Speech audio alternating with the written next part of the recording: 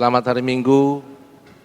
Puji Tuhan, hari ini kita kembali boleh dapat bertemu muka dengan muka. Seperti kerinduan kita bersama-sama untuk dapat berbakti, hari ini kita boleh memulaikan ibadah fisik untuk yang pertama. Mari dengan penuh kerinduan kita siapkan hati sambil terus mematuhi protokol kesehatan yang sudah disiapkan dan ditetapkan oleh Majelis Jemaat Gemim Kristus Bitung. Ini membuktikan kita mau saling mendukung, saling menjaga, saling memperhatikan kesehatan serta keamanan keluarga kita dan jemaat kita semua. Kita ikuti sama-sama warta bacaan hari Minggu 12 Juli 2020. Badan Pekerja Majelis Jemaat mengucapkan selamat datang dan selamat beribadah kepada semua jemaat yang hadir. Kiranya Tuhan Yesus memberkati persekutuan kita hari ini. Majelis hamba Tuhan dan seluruh jemaat mengucapkan terima kasih kepada pemerintah Kelurahan Kadoo dan Bitung yang sudah memberikan sumbangan satu buah termometer inframerah. Tuhan Yesus memberkati. BPMJ hamba Tuhan, majelis dan seluruh jemaat mengucapkan terima kasih kepada keluarga Angkoyo yang sudah memberikan sumbangan untuk pembangunan aula sejumlah 5 juta rupiah. Gereja melalui tim ibadah online membutuhkan perlengkapan untuk pelayanan digital dalam kebutuhan pelaksanaan ibadah online ke depannya.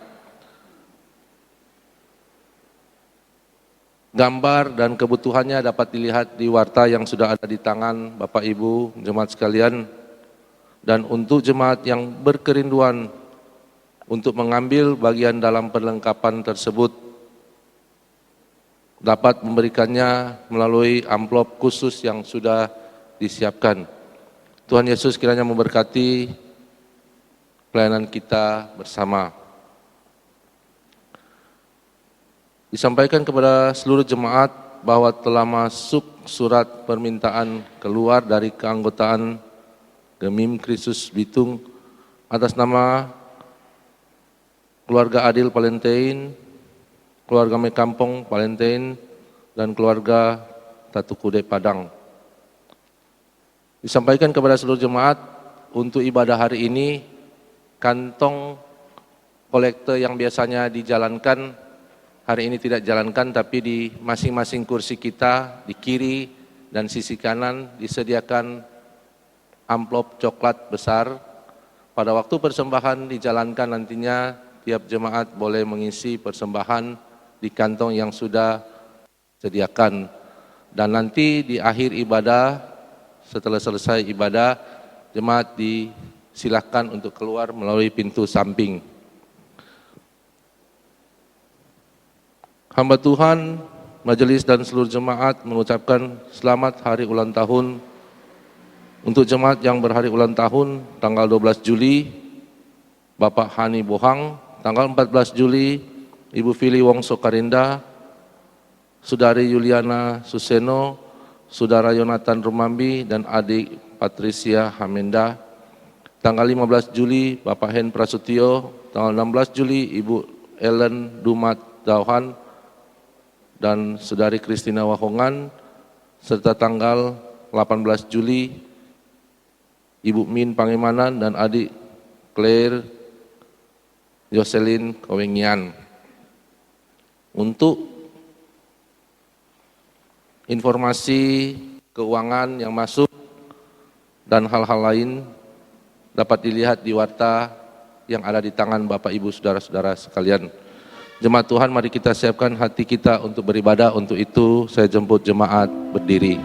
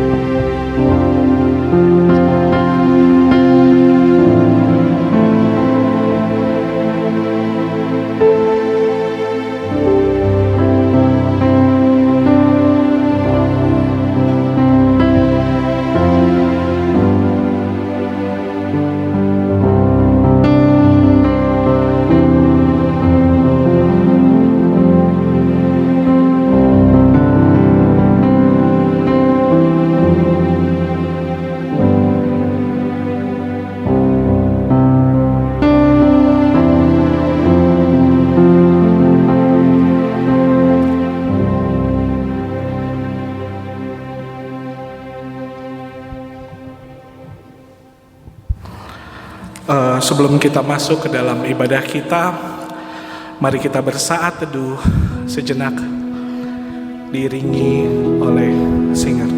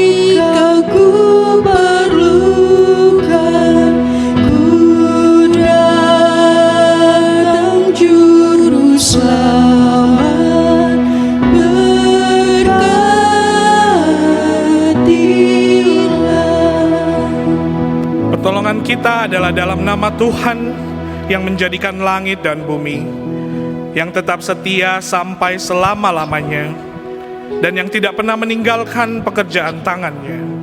Salam kasih karunia dan damai sejahtera dari Allah Bapa kita dan dari Tuhan Yesus Kristus menyertai kita sekalian. Amin. Bapak Ibu silakan duduk. Ya Tuhan, Engkau menyelami aku dan mengenal aku. Engkau tahu segala perbuatanku. Dari jauh Engkau mengerti pikiranku. Engkau melihat aku, baik aku bekerja atau aku beristirahat. Engkau tahu segala yang kuperbuat. Bahkan sebelum aku berbicara, Engkau tahu apa yang hendak kukatakan. Mazmur 139 ayat 1-4. Allah yang menciptakan dan membentuk setiap kita adalah Allah juga yang memahami isi hati setiap kita. Bapak Ibu, Ia mengenal keresahan, kekhawatiran, dan kerinduan kita akan pengharapan yang sejati. Di masa-masa yang penuh dengan ketidakpastian ini, mari kita bawa seluruh pergumulan kita ke hadapan tahta Kristus, satu-satunya pribadi yang mengenal hati setiap kita. Mari kita bangkit berdiri, kita memujikan KPPK 15. Kupujimu Tuhanku.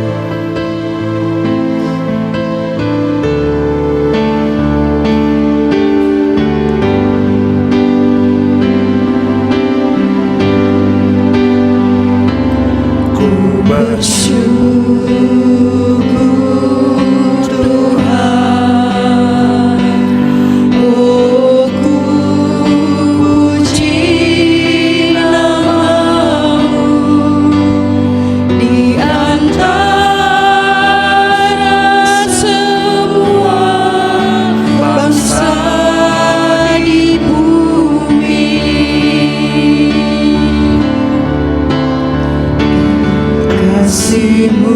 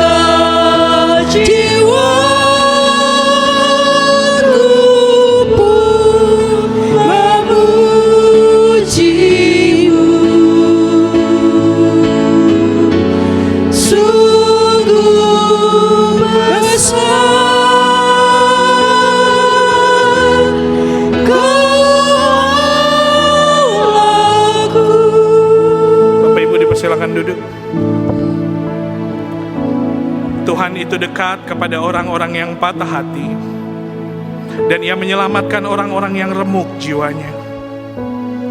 Jika pergumulan yang kita hadapi saat ini membuat kita meragukan penyertaan Allah, maka hari ini Ia memanggil kita untuk berbalik dari pengharapan semu yang dunia coba tawarkan, dan kembali menaruh pengharapan kita kepada Allah, satu-satunya yang mengerti hati kita. Oleh karena itu, Bapak Ibu, mari kita mengakui segala kehancuran kita, segala dosa dan pelanggaran kita di hadapan-Nya. Mari kita berdoa. Ya Tuhan, di pagi hari ini kami hendak menghampiri tahta kudus-Mu, tempat di mana seluruh hidup kami jelas terlihat. Sebesar apapun kami berusaha, tidak mampu kami sembunyikan pelanggaran kami dari hadapan-Mu. Kami tertunduk malu di hadapan-Mu ya Tuhan. Dengan penyesalan atas dosa-dosa kami datang memohon belas kasih-Mu. Basuh dan ampunilah kami ya Tuhan. Mampukanlah kami agar kami dapat terus berjalan di dalam pengharapan yang penuh hanya kepada-Mu. Ajarlah kami untuk dapat mempersembahkan seluruh hidup kami hanya untuk kemuliaan nama-Mu. Kami mohon kiranya Engkau hadir dan bertahta dalam ibadah ini. Biarlah mata kami hanya tertuju kepada-Mu. Di dalam nama Tuhan Yesus kami berdoa. Amin. Bapak Ibu, mari kita bangkit berdiri. Kita akan mengatakan pengakuan kita bersama dengan orang-orang dari abad dan tempat yang berbeda. Mari kita mengatakan pengakuan iman rasuli kita. Aku percaya kepada Allah, Bapa yang Maha Kuasa, Khalik langit dan bumi, dan kepada Yesus Kristus, anaknya yang tunggal Tuhan kita, yang dikandung daripada Roh Kudus, lahir dari anak darah Maria, yang menderita sengsara di bawah pemerintahan Pontius Pilatus, disalibkan, mati dan dikuburkan, turun ke dalam kerajaan maut, pada hari yang ketiga bangkit pula dari antara orang mati, naik ke sorga, duduk di sebelah kanan Allah, Bapa yang Maha Kuasa.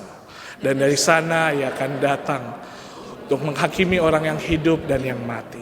Aku percaya kepada Roh Kudus, gereja yang kudus dan persekutuan orang kudus, pengampunan dosa, kebangkitan tubuh dan hidup yang kekal. Amin. Bapak Ibu silakan duduk. Mari sebelum kita mendengarkan petunjuk hidup baru, kita mengangkat satu pujian dari KPPK 64, Ini Dunia Bapa.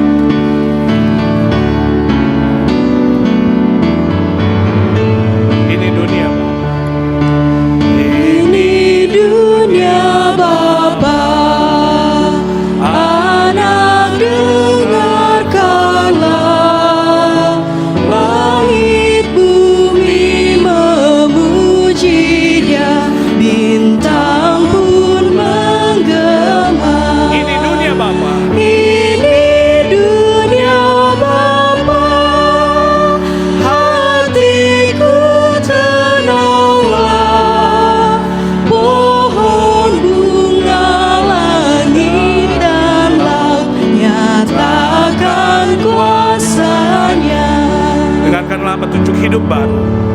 Tuhan adalah penyayang dan pengasih, panjang sabar dan berlimpah kasih setia. Tidak selalu Ia menuntut dan tidak untuk selama-lamanya Ia mendendam. Tidak dilakukannya kepada kita setimpal dengan dosa kita, dan tidak dibalasnya kepada kita setimpal dengan kesalahan kita. Tetapi setinggi langit di atas bumi, demikian besarnya kasih setianya atas orang-orang yang takut akan Dia. Mari Bapak Ibu, sebelum kita masuk ke dalam kebenaran firman Tuhan, kita memujikan lagi dunia Bapa. Ini dunia Bapa, selalu ku ingatlah, kuasa dosa tak berjaya, hanya Ia berkuasa. Ini dunia Bapa, hatiku tak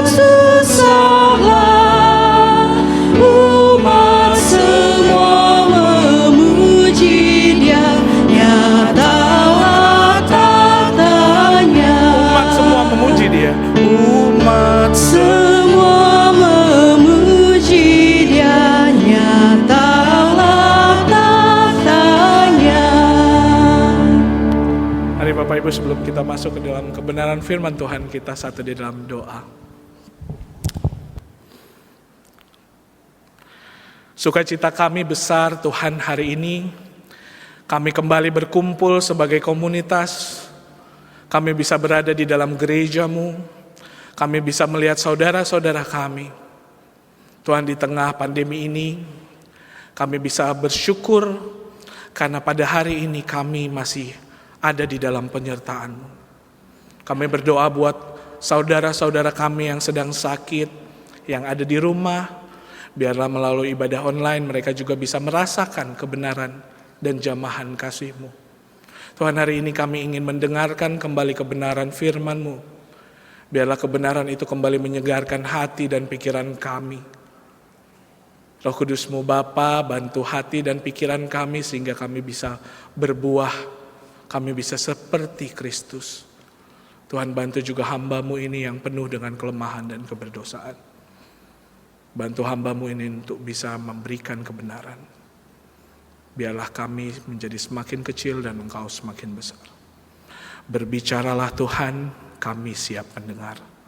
Di dalam nama Tuhan Yesus Kristus, Juru Selamat kami yang hidup, kami berdoa. Amin. Selamat pagi Bapak Ibu Saudara. Suatu kesukaan besar juga buat saya diberikan kepercayaan untuk membuka kembali pelayanan firman di Gemim Kristus Bitung di dalam masa pandemi ini. Mungkin belum banyak yang kenal sama saya. Nama saya Dave Mailaor, saya sedang ambil Master Teologi di saat ini sedang melaksanakan praktek 1 tahun di tempat ini. Mudah-mudahan Bapak Ibu bisa mendoakan kiranya pelayanan saya biar hanya sedikit bisa menjadi berkat di tempat ini. Mari Bapak Ibu, saya mengajak Bapak Ibu untuk membaca bagian Alkitab dari Markus 2 ayat 1 sampai 12.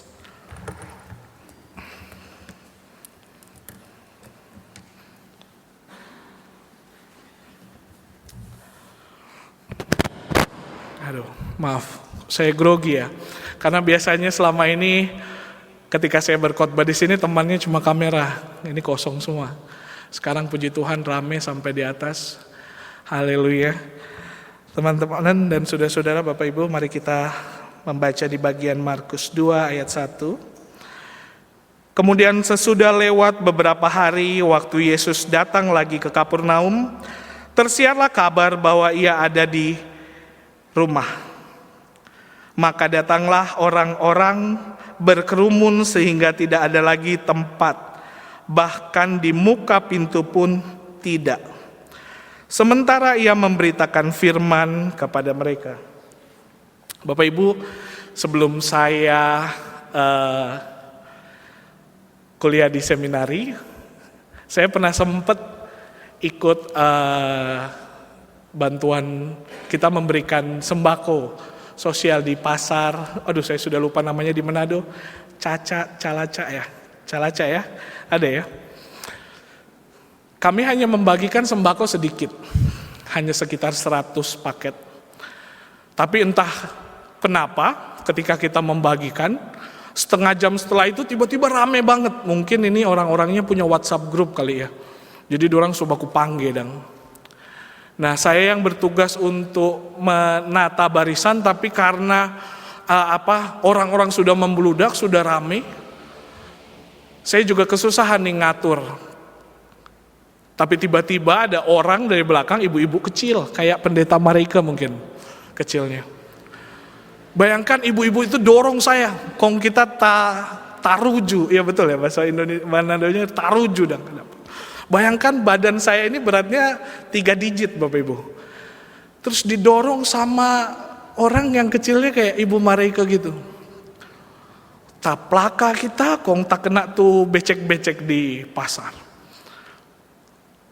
Ada rasa marah, kita mau bategur. Mar kita belum bategur, dia so marah akan duluan Pak kita. Dia bilang, dengan memaki-maki dia bilang, Bapak, saya belum makan 2 hari, anak-anak saya belum makan 2 hari. Wah, saya gak bisa bilang apa-apa. Tapi di sini kita bisa melihat orang kalau menderita jadi egois. Mereka udah nggak peduli lagi masalah antrian, bukan? Bapak Ibu, ketika Tuhan Yesus datang ke Kapernaum lagi, sudah tersiar kabar bahwa Tuhan Yesus tuh sudah banyak melakukan keajaiban. Sebelumnya dia sudah menyembuhkan orang penyakit kusta, dia sudah mengusir setan. Di pasal 1 ya kita lihat bagaimana Tuhan Yesus memberikan banyak keajaiban. Jadi tersiar kabar bahwa apalagi penyakit kusta itu yang bisa menyembuhkan cuman Tuhan, Bapak Ibu, di dalam konteks perjanjian lama. Jadi semua orang berbondong-bondong untuk mau melihat. Nah, motivasinya ini banyak. Ada yang datang karena pengen sembuh. Ada yang datang cuma karena pengen melihat. Ada yang mau datang kayak ahli-ahli Farisi ini memastikan ini benar nggak sih dari Tuhan.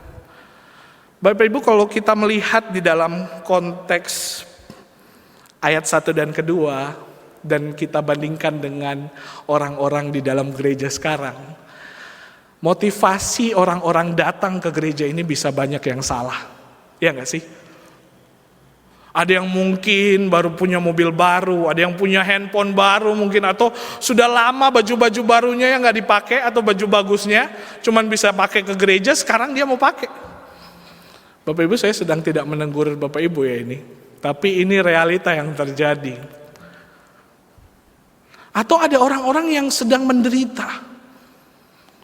Tuhan, anak saya lagi sakit. Tuhan, saya sudah tidak bekerja. Pandemi ini saya dipecat, saya tidak banyak keuangan, saya sudah mepet. Jadi jelas ketika saya berkata orang menderita jadi egois. Bahkan di gereja pun kadang-kadang motivasi kita adalah keegoisan diri kita sendiri. Aku, dan aku, ya gak sih? Doa kita itu selalu mengatakan Tuhan, aku dan keluargaku. Apakah kita sering memperdulikan orang-orang lain di samping-samping kita?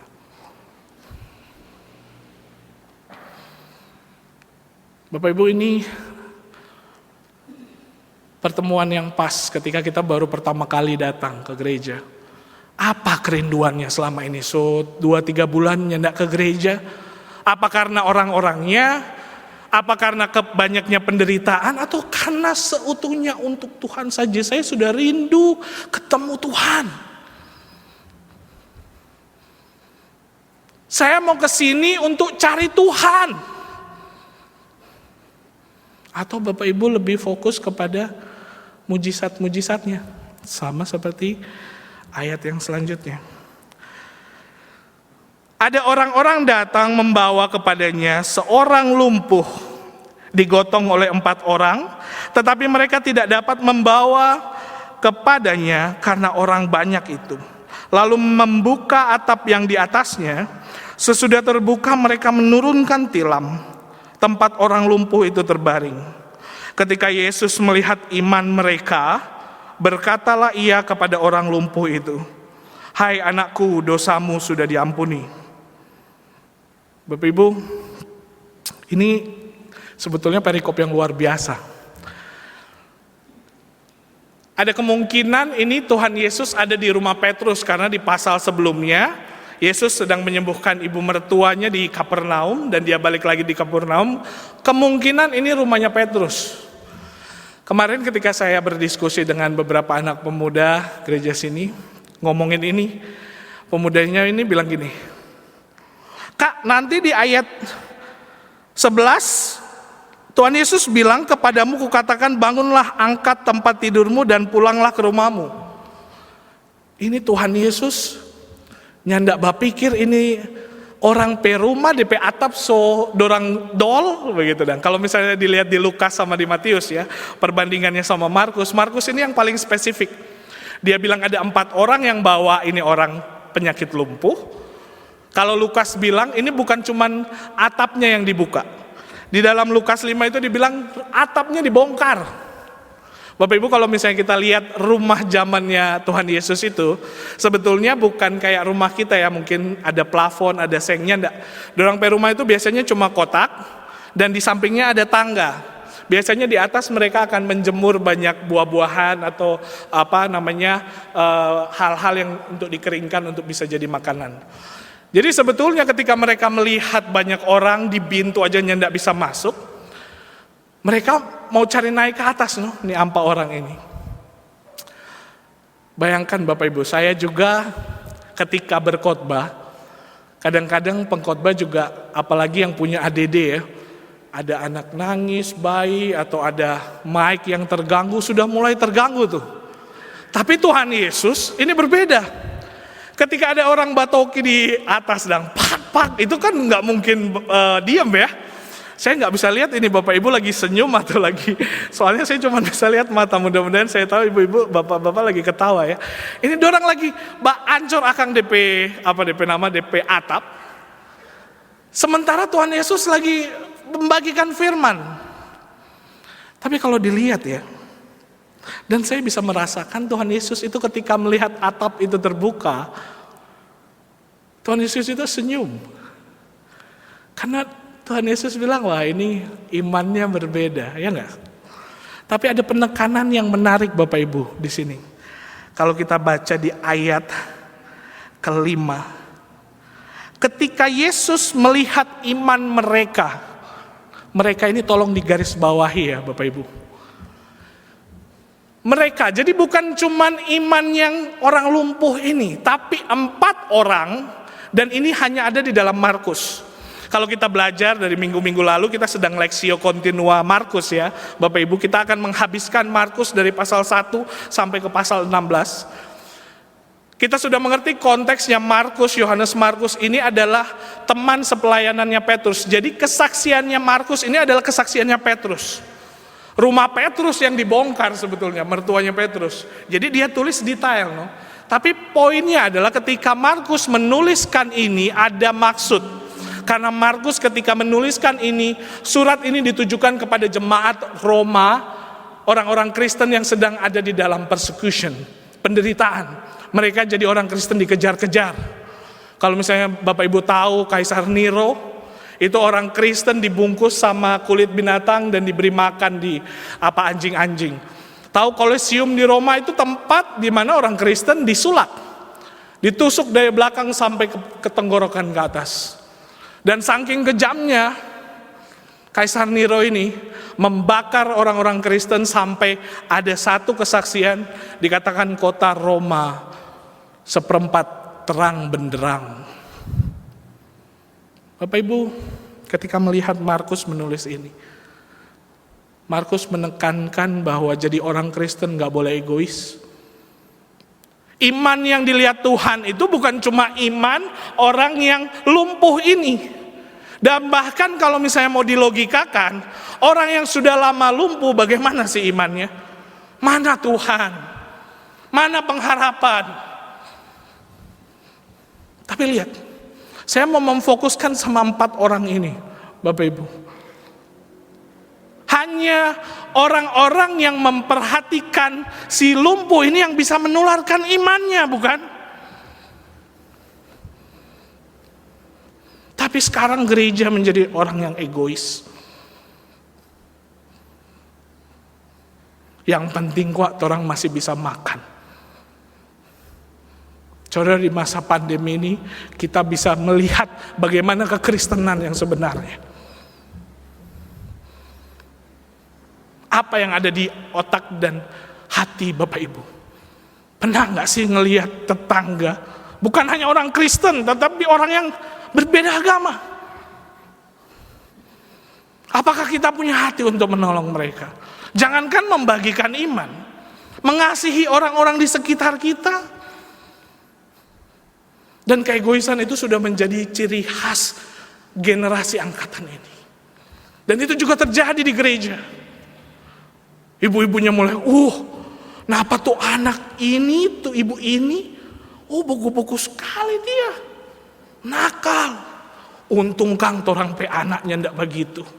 Seolah-olah anak yang lain itu bukan anak kita juga. Bapak-bapaknya juga.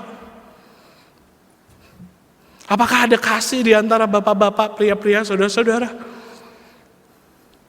fokus dengan kerjaan, fokus dengan keuangan, tanpa memikirkan anak-anak. Coba lihat kalau zaman sekarang ya, bagaimana anak-anak mau rajin berdoa. Orang tua, seorang bapak sudah tidak pernah lagi melihat, anak-anak tidak pernah melihat orang tua bertekuk lutut sambil menangis mencari Tuhan. Nggak ada lagi. Gimana anak-anak bisa mau belajar berdoa kalau mama papanya tidak pernah terlihat berdoa?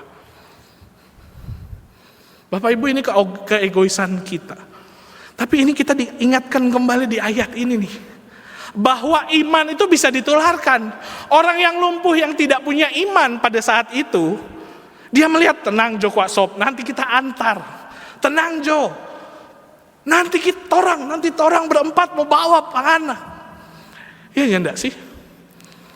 Iman si lumpuh ini bisa jadi besar lagi, ada pengharapan lagi, karena ada 4 orang teman ini yang mau menyangkal diri, berkorban untuk si lumpuh ini. Tapi bagaimana dengan kita sekarang ya? Termasuk saya, kadang-kadang saya juga jadi egois. Ketika sudah banyak hal, permasalahan di dalam keluarga kita masing-masing, di dalam kehidupan kita masing-masing, jauh, saudara, jauh kita memikirkan orang lain, bukan? Tapi Tuhan berkata di sini, Tuhan senang iman yang bersatu. Karena iman di sini kita tidak bisa melihat iman yang percaya adanya mujizat. Semua orang yang datang pada saat itu percaya Tuhan Yesus bisa mengadakan mujizat. Memang terjadi, ada orang kusta sebelumnya sembuh dan orang-orang itu mengenal.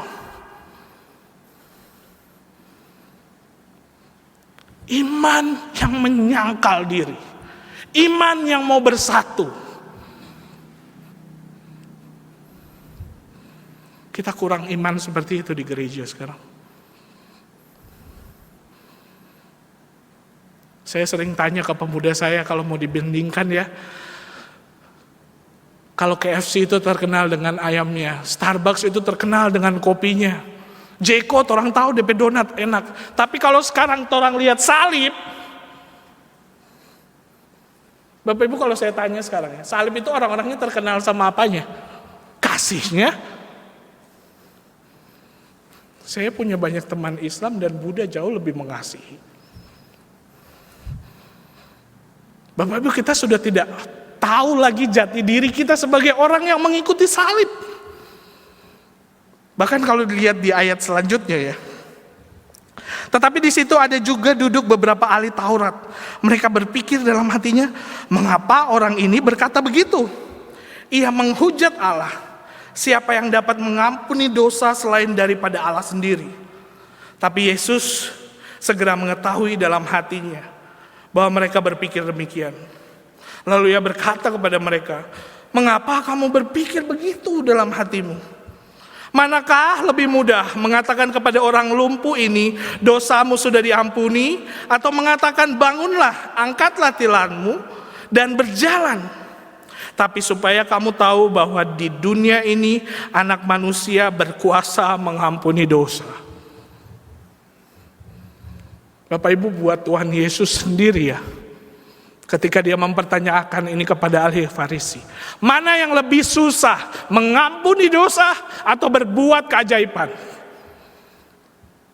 Kata mengampuni dosa, dosamu sudah diampuni itu mereka sudah biasa mendengar. Mereka ketika memberikan korban sembelihan setiap ada hari acara, hari rayanya mereka, para imam berkata dosamu sudah diampuni, karena di dalam konteks Yahudi pada saat itu ketika mau meminta pengampunan dosa, mereka harus membawa korban sembelihan, dan imam berkata dosamu sudah diampuni.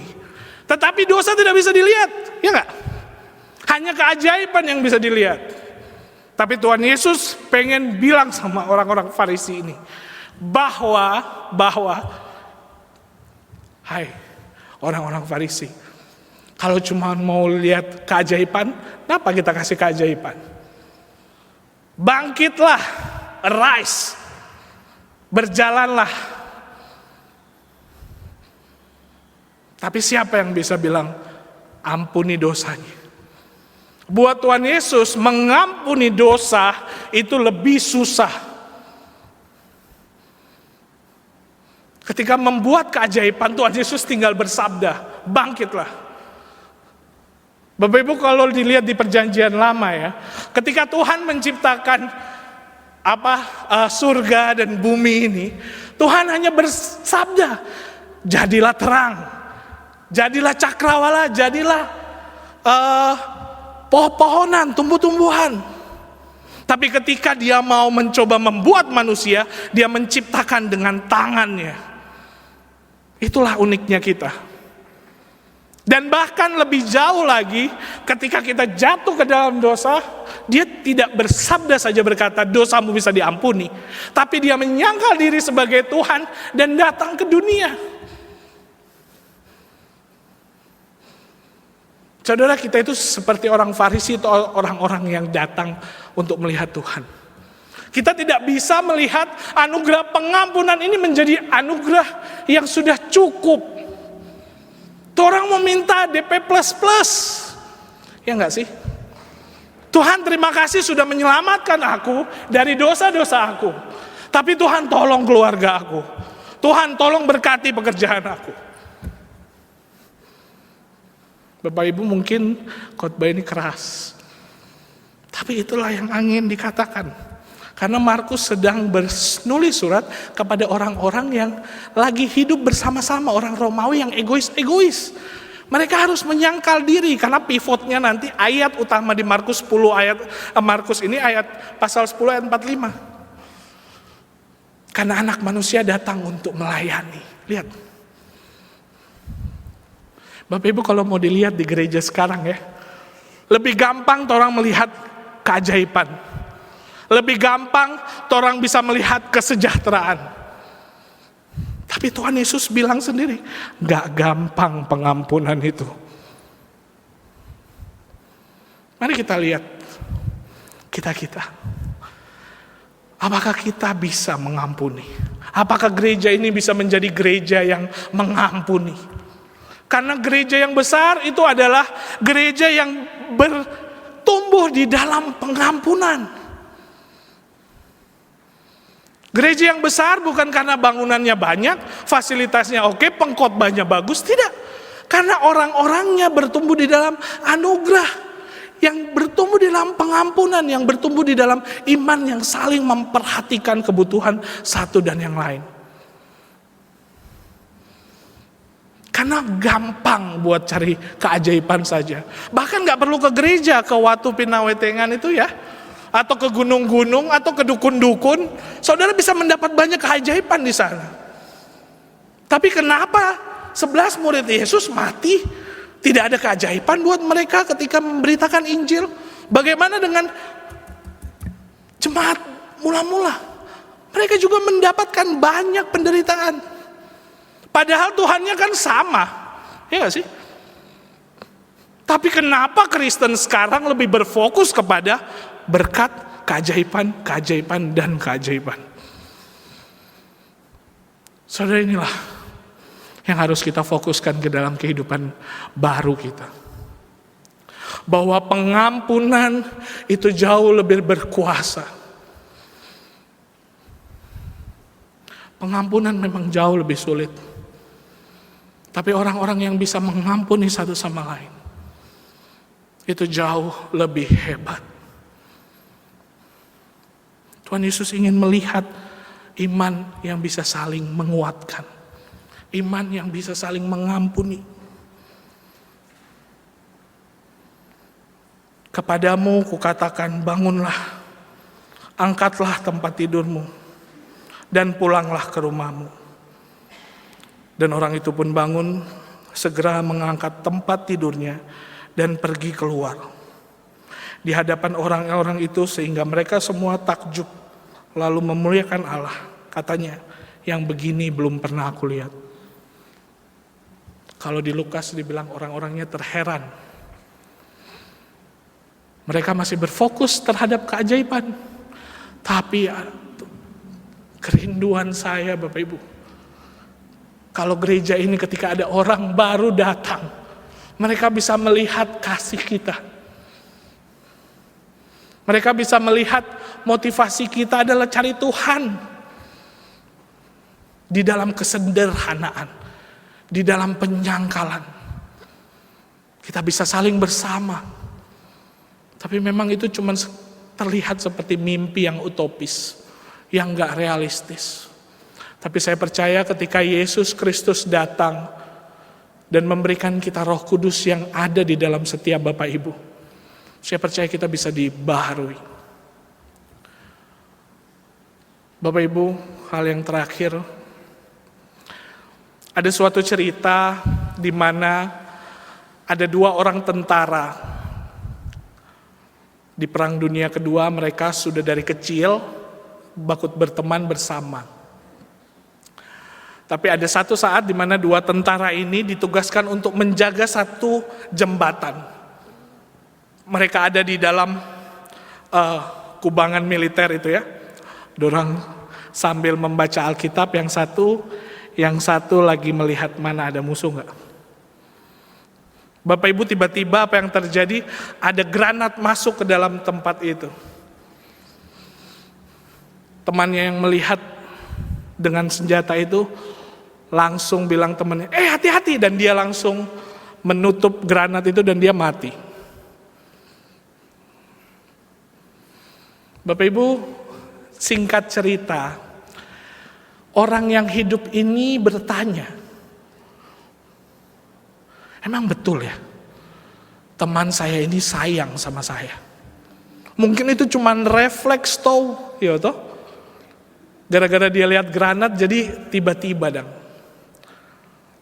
Ketika pemakaman dia balik ke Amerika, ketika pemakaman dia bertanya sama ibunya orang yang meninggal ini, ibu temannya dia.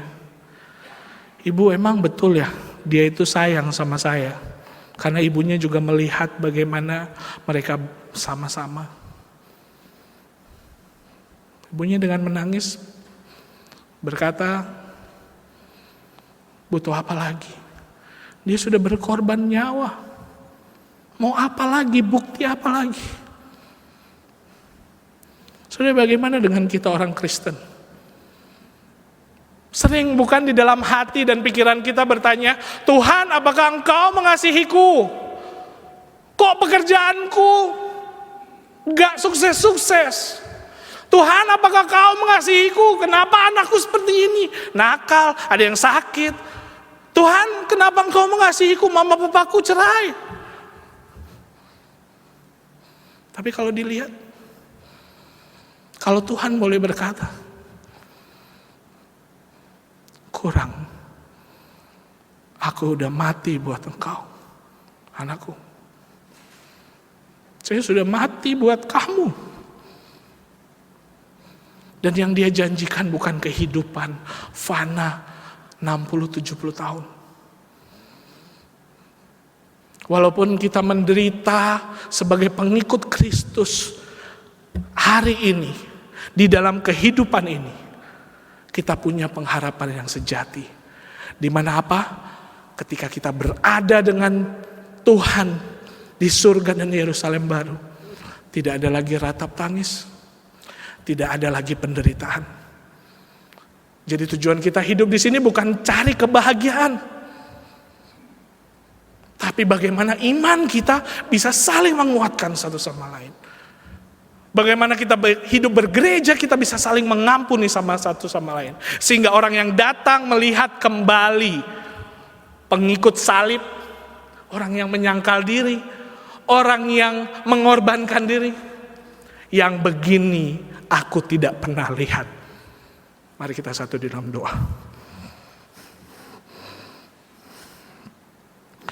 Kami bersyukur Tuhan buat kesempatan Kau memberikan kami kembali mendengar kebenaran itu.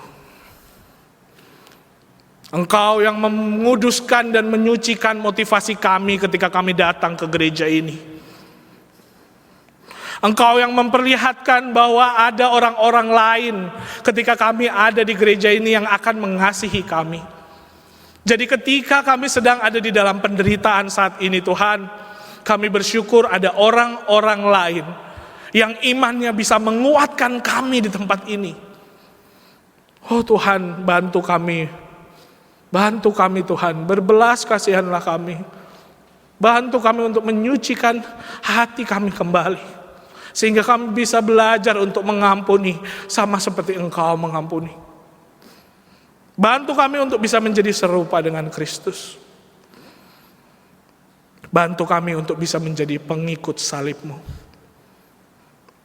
Ya Tuhan, inilah doa kami. Karena kami percaya Tuhan, kami tidak butuh mengucapkan kebutuhan kami, karena Engkau tahu dan kehendak-Mu yang jadi Tuhan. Apapun itu Engkau akan menambahkannya kepada kami. Biarlah doa kami berpusat kepada keberdosaan kami dan anugerah Engkau yang luar biasa itu. Ya Tuhan, ini kami berdoa. Berbelas kasihanlah. Berbelas kasihanlah. Amin.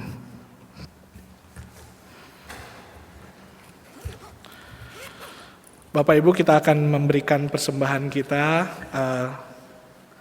Bapak Ibu tidak perlu berjalan dan tidak perlu menunggu, karena sudah ada kantong yang sudah disiapkan di kiri kanan. Mari kita siapkan hati dan pikiran kita dengan memujikan Ku heran Allah mau memberi.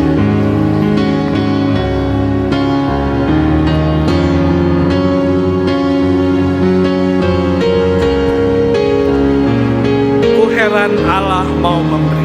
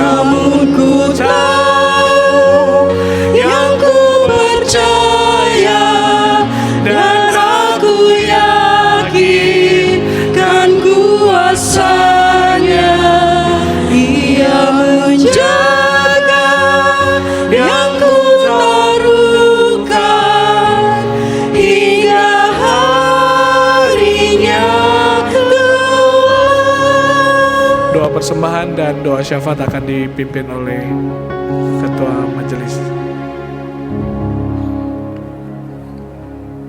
Pak Ferdinand.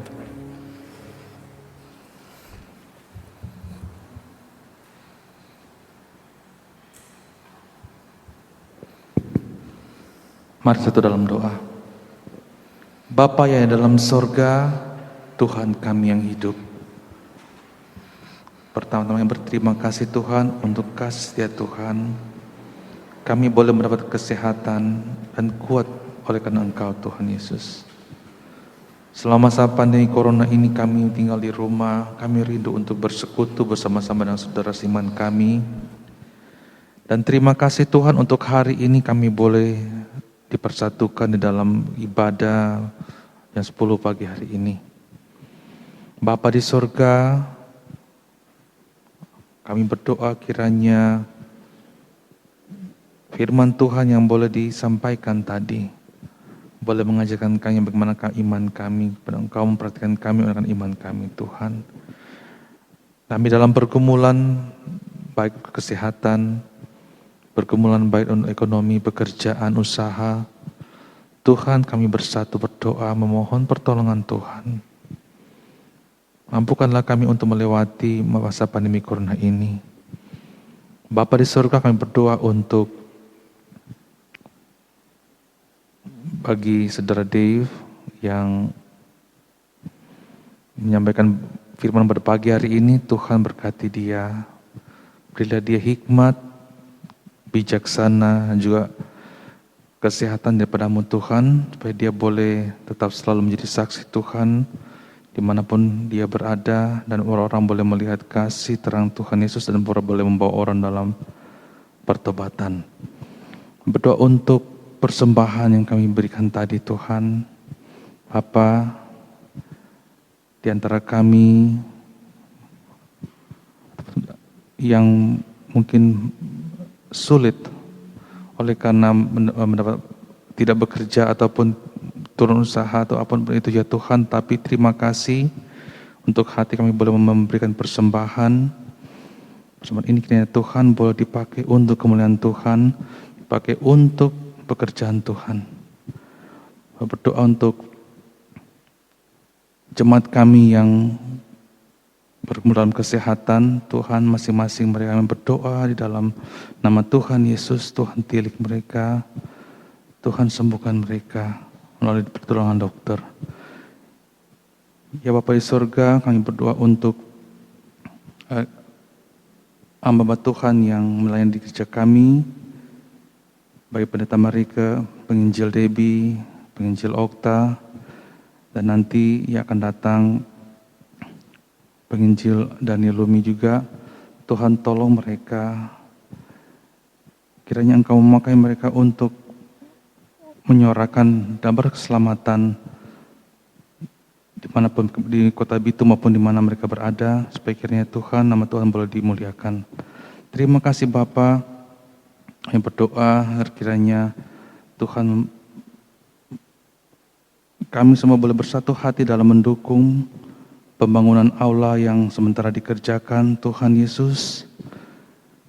Tuhan tolong kami semua dan juga bagi orang-orang yang tergerak hati di luar sana untuk membantu pembangunan aula ini. Terima kasih Tuhan, kami bawa doa dan syukur kami Tuhan. Di dalam nama Tuhan Yesus Kristus, Tuhan dan Juru Selamat kami yang hidup, kami berdoa. Amin.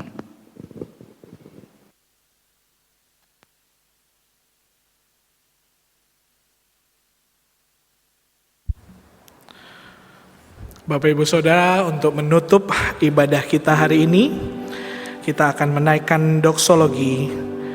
Pengutusan dan doa berkat akan dibawakan oleh Pendeta Gembala, Pendeta Marike Rao. Silakan berdiri.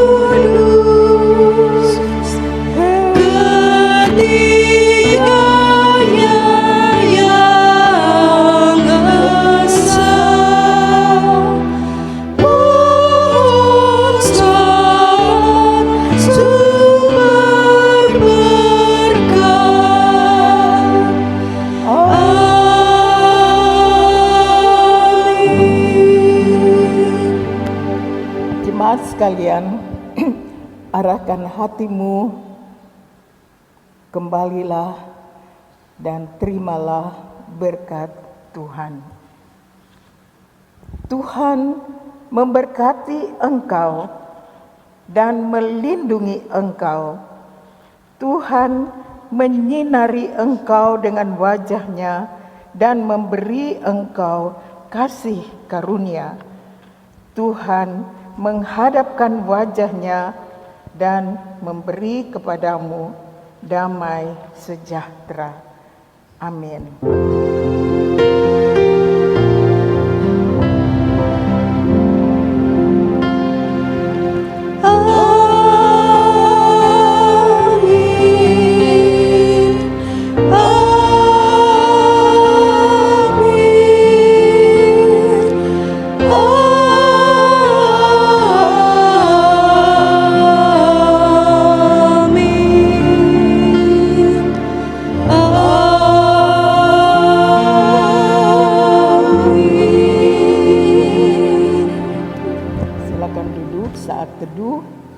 Ibadah selesai, selamat hari Minggu.